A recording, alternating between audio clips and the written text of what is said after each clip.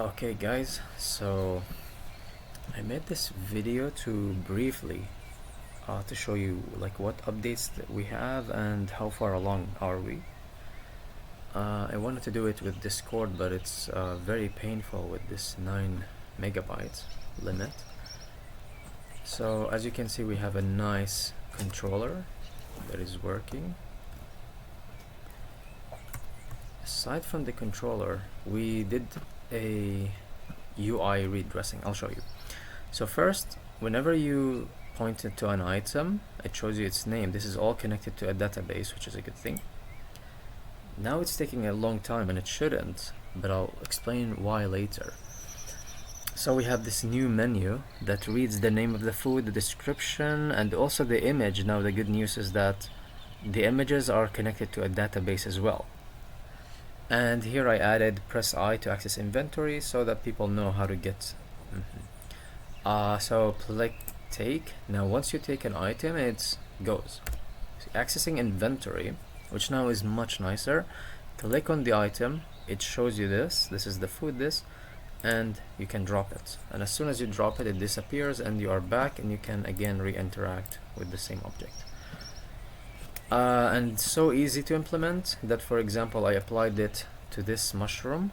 So you click on it, and this time was much faster, if you guys have noticed. So if I go to another object, also it's much faster. And the reason why is because of the addressable system. It has to load up, so I will find a way to make it load before we do the interactions. But regardless, this system we know is the dialogue. It's pretty cool, and I'll show you in this video to apply it to this mirror. So like you can say it's very dusty. But anyways, now I'll show you the interesting part is that we now have an interaction system, which is pretty cool. So I come to the bed, you click on it, and it asks you, it connects to the database as well. Sleep, recovers health. We can change all of these, and I can click sleep, and once it finishes, you should have your health replenished. And but as for the fire, it's more interesting because the fire, let me just throw this away. I believe it was food, this one. Oh, this one maybe, yeah, drop it. This one is needed by the fire. So the interesting thing about fire, as you can see, start fire, fire helps recover warmth, is that we can apply a list of requirements. So in this case, it's need that red cube, but we can actually change it very easily here in the config, which is our database. You come to this action, item list. This is the fireplace. We have something called requirement list, and at the moment it needs food 0, which is that, and the quantity. The quantity at the moment doesn't work.